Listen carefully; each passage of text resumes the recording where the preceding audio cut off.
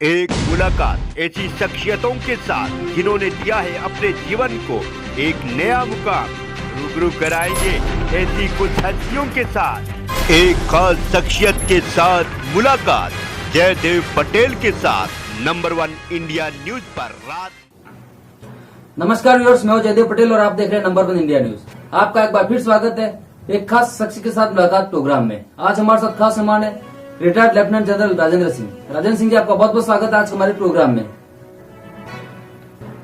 Thank you very much. Rajendra Singh ji, सबसे पहले तो आपको नंबर 1 इंडिया न्यूज के पूरे परिवार की तरफ से गणतंत्र दिवस की हार्दिक शुभकामनाएं। आपको भी बहुत बहुत शुभकामनाएं जी। राजेंद्र सिंह जी, आपसे मेरा पहला सवाल है कि जिस तरह हमारे जवान दुर्गम इलाकों में भी डटकर हमारे देश की रक्षा करते हैं, वाकई में जितनी भी तारीफ की जाए कम है, लेकिन आज जब हम 73वां गणतंत्र दिवस मना रहे हैं, आज जो हम यहाँ तक पहुंचे हैं, कैसे देखते हैं इसको? हमारे देश को आजादी मिली कोई 78 साल पहले। 75 इयर्स हो गए जब से हमारा देश एक गणतंत्र घोषित किया गया और इन 75 साल या और 78 सालों में बहुत कुछ बदला है। हमारा देश जब आजाद हुआ था तो एब्जेक्ट पॉवर्टी था। हर चीज ह्यूमन डेवलपमेंटल इंडेक्सेस में हर चीज में हम बहुत नीचे थे। पॉवर्टी लाइन हमारी काफी लोग हमारी पॉवर्टी लाइन से नीचे थे। हमारी लाइफ एक्सपेक्टेंसी बहुत कम थी।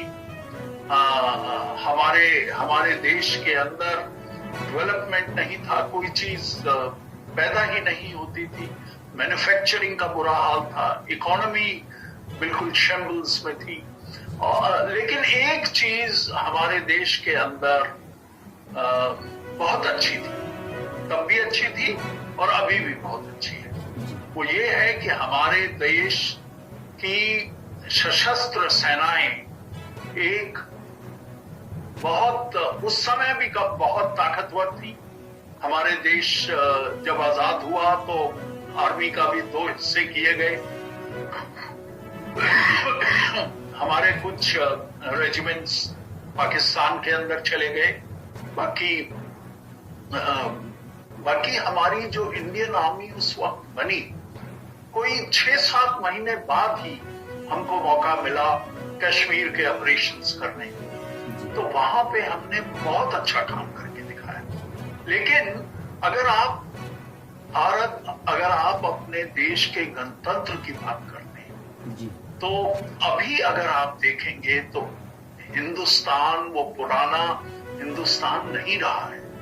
हम एक इकोनॉमी में बहुत बड़ी पार है।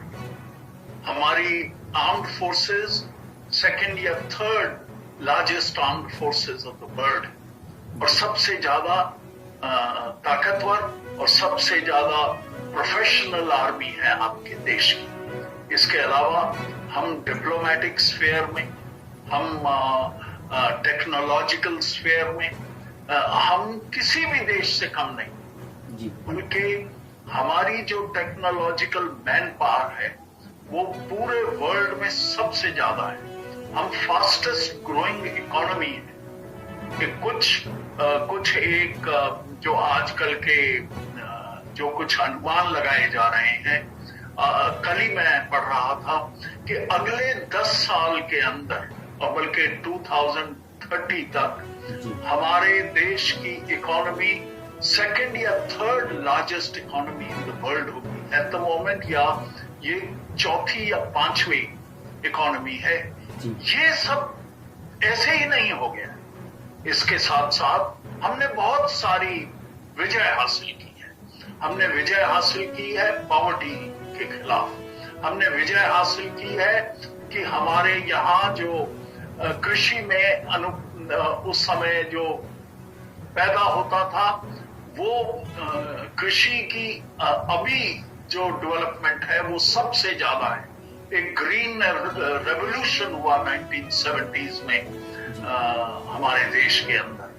इसी तरीके से हमारी लिबरलाइजेशन जो 1990s में हुई, हमारी स्पेस टेक्नोलॉजी के अंदर जो हमने बड़े बड़े कदम किए, हम एक न्यूक्लियर पावर है, उसके साथ साथ एक हम स्पेस पावर है। तो इसलिए हमारे देश के अंदर अभी कोई भी फील्ड ऐसी नहीं है जिसमें हम एक वर्ल्ड के टॉप मोस्ट नेशंस के मुकाबले में ना खड़े।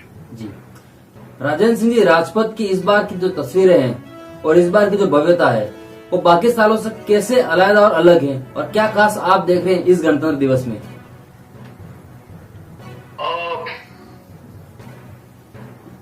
देखिए, गणतंत्र दिवस तो हर साल ही नया बनता है, हर साल ही उसमें कुछ कुछ नई चीजें होती हैं। मैं दिल्ली में पैदा हुआ, दिल्ली में ही बड़ा हुआ और यहीं पे हमने अपनी स्कूलिंग की और हम यहीं के दिल्ली इंजीनियरिंग कॉलेज के अंदर हम पढ़ते थे दिल्ली।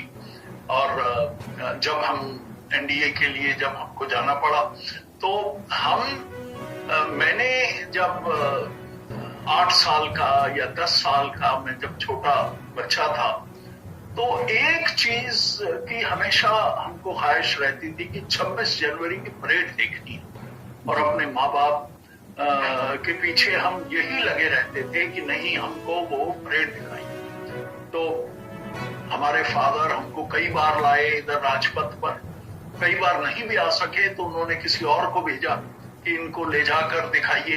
तो एक बार मेरे को याद है कि हमने लाल किले के पास से देखा, एक बार हमने ये कनॉट प्लेस के पास से देखा है। तो हर बार हमें छोटे बचपन से लेकर अब तक परेड के अंदर कुछ ना कुछ नया दिखा। और हमारी परेड की खासियत ये है कि हम सिर्फ अपनी मिलिट्री माइट ही नहीं दिखाते, हम एक भारत की झांकी उस परेड के अंदर शामिल करते हैं। एक छोटा सा मिनी इंडिया जो एक आदमी इस परेड को देखता है तो उसे लगता है कि वो एक मिनी इंडिया देख रहा है, जिसमें कल्चर, डांसेस, आर्ट्स, हमारी यूथ पार्क, सब कुछ उसी के अंदर होता है। और ये एक बहुत ही अच्छी चीज है। इस साल की परेड के अंदर भी यही सब कुछ था। इस साल में एम्फेसिस उन्होंने कुछ कहा कि हम आत्मनिर्भर के ऊपर है, वो बहुत अच्छी चीज है, उसके अंदर भी होना चाहिए।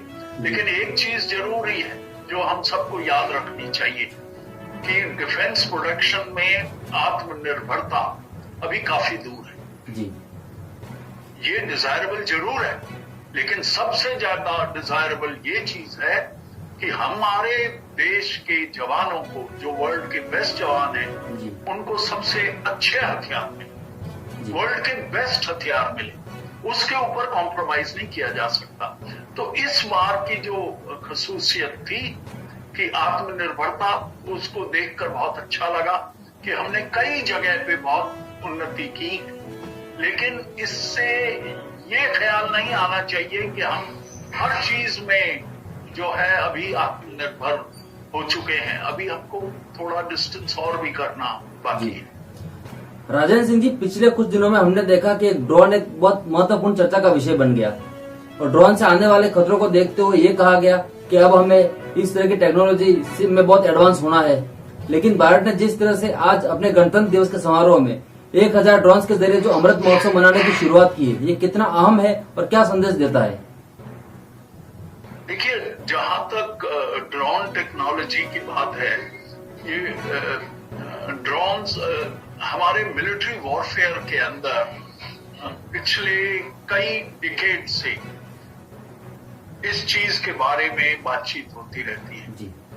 और हमने देखा अफगानिस्तान के अंदर भी अमेरिका ने बेसिकली ड्रोन्स का इस्तेमाल किया अपने टारगेट्स को हिट करने के लिए, और वो अपने ड्रोन्स के साथ, आर्म ड्रोन्स के साथ वो भेजते थे, और जहां पर उनको इंटेलिजेंस के हिसाब से जहां उनको लगता था कि यहाँ पर टेररिस्ट बैठे हैं, तो उधर वो स्ट्राइक करते थे।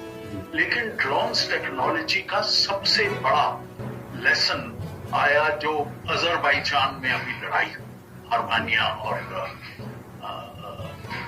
दूसरे देश की, तो उसके अंदर ये ड्रोन्स ने एक डिसाइसिव पार्ट पे किया। वो लड़ाई में जो उसके अंदर जो फतह हासिल की गई, वो उसका बेसिक कॉज ड्रोन्स था। और इसलिए पूरे देश, पूरे वर्ल्ड को, पूरे विश्व को ये विश्वास हो गया कि अभी हमको ड्रोन्स के बारे में सोचना पड़ेगा। इसके अलावा ड्रोन्स के साथ साथ अटैक हुआ सऊदी अरेबिया में ऑयल इंस्टॉलेशंस में, और जिसमें nearly 40 to 50% of their oil refineries were demolished. All that was because of drones attack. So drones attack और drones के threat के बारे में हमारे देश को और हमारी फौजों को, बोथ आर्मी और एयरफोर्स को और नेवी को भी इसके बारे में जानकारी पहले से ही है। इसके बारे में हम आर्मी के अंदर या अपने डिफेंस फोर्सेस के अंदर इंटरनल सेमिनार्स या इंटरनल जो डिस्कशन होते हैं ऑपरेशनल, उसके अंदर काफी बातचीत होती है। हमने कई कदम भी उठाए हैं। जो कदम सब के बारे में तो मुझे नहीं मालूम, पर जितनी चीजों के बारे में मालूम भी है कि वो ठीक नहीं होगा कि वो सब पब्लिक डोमेन में डाला जाए। पर ये कहना काफी हो कि हमारी करंट एआर की ड्रोन्स के थ्रेट से पूरी वाकिफ है और उसके लिए जो भी कदम उठाने चाहिए वो उठा रही है जी। और मुझे पूरा यकीन है कि अजरबैजान की जो ये लड़ाई हुई, इसके बाद हमारी गवर्नमेंट ने भी, मिनिस्ट्री ऑफ डिफेंस ने भी, हमारी सीसीएस ने भी इसको नोट किया होगा। और हमें बहुत जरूरत है कि ये ड्रोन्स और एंटी ड्रोन टेक्नोलॉजी के बारे में और भी ज्यादा सतर्क रहना चाहिए और हमको एक्वायर करनी चाहिए जहां भी इनमें हमारी थोड़ी बहुत कमी है जी। राजेंद्र सिंह जी, जो गणतंत्र दिवस या स्वतंत्रता दिवस समारोह जो होता है, उस वक्त हमारी सुरक्षा में लगे हुए सैन्य दस्ते या जो जवान होते हैं, उनके अंदर क्या माहौल होता है?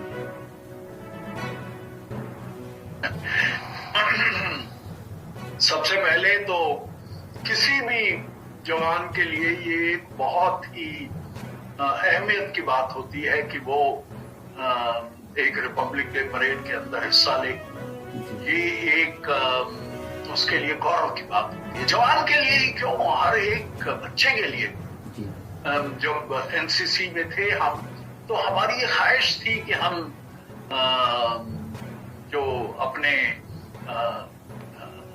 हमारा कॉन्टिजेंट रिपब्लिक डे के लिए चुना जाए और हम उधर हिस्सा ले सकें। काश ऐसा हो पाता। हमको तो ऐसा मौका मिला नहीं जब हम बच्चे थे।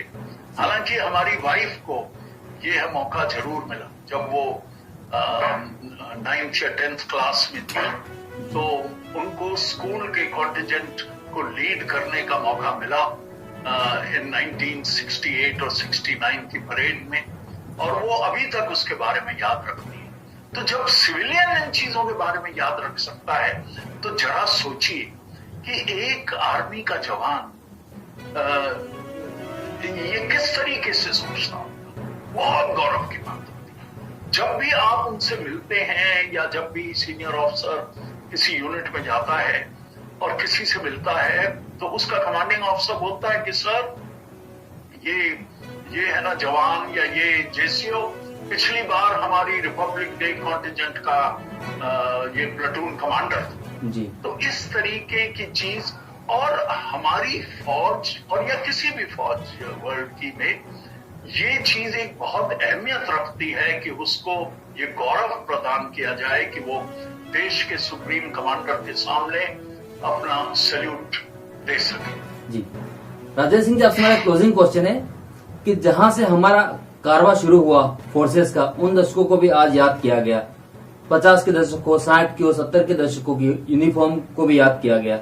उनके शस्त्रों को भी कैसे हमारे पास उस समय सोर्सेज लिमिटेड थे, इस सब का मुजाहरा राजपथ पर हुआ। ये सब भी याद रखते रहना चाहिए ताकि हमें ये मालूम हो कि हम कहाँ पर थे और आज कहाँ पर पहुंचे हैं, और उस पर आपको गर्व हो। ये कितना आवश्यक है। हाँ, नहीं, आप बिल्कुल ठीक कह रहे हैं। हमको हर वक्त ख्याल रखना चाहिए।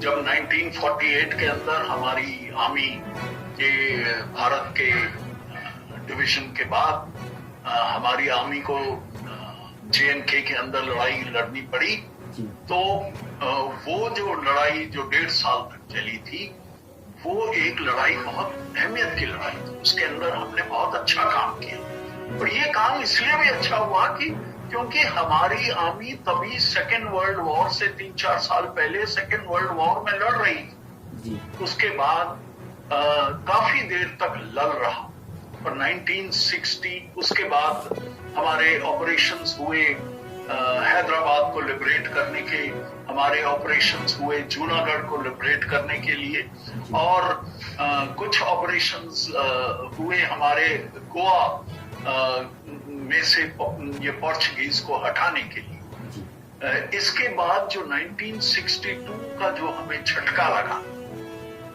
क्योंकि उस समय जो हमारे पास हथियार थे वो ठीक नहीं थे, हमारी तैयारियां भी ठीक नहीं थी, तो आर्मी ने अच्छा लेसन लिया।